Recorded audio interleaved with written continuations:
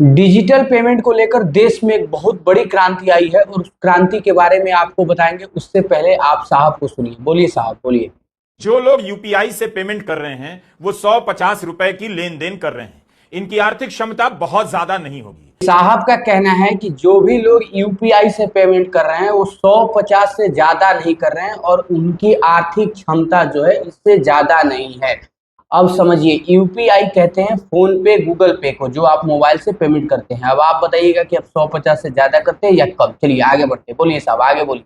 सवाल है कि निचले तबके के लोगों के 50-100 रुपए के पेमेंट को जोड़कर क्या इसे अर्थव्यवस्था की बड़ी कामयाबी बताई जा सकती है।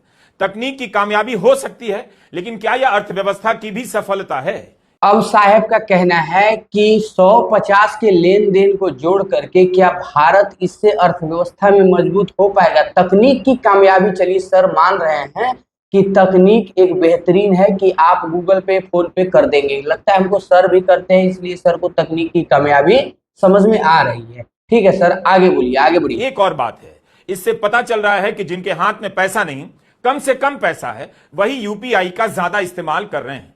वो अगर नहीं भी करते तो भी यह उनकी मेहनत का पैसा था, इतना ही खर्च कर पाते। साहेब का कहना है कि जिनके पास कम से कम हाथ में पैसे हैं वही लोग केवल यूपीआई का लेन देन कर रहे हैं, मतलब ऑनलाइन ट्रांजैक्शन कर रहे हैं, मोबाइल से पैसा लेन देन कर रहे हैं। और अगर उनके पास ये सिस्टम नहीं भी होता तो वो हाथ से पैसा खर्च करते, क्योंकि उनके कमाई की पैसा है। ठीक है, अब यूपीआई से कितना बड़ा बदलाव आया है देश के अंदर, उसको समझते हैं। अब आप इस वीडियो को देखिए। यूपीआई का डंका पूरी दुनिया में यहाँ पर बज रहा है।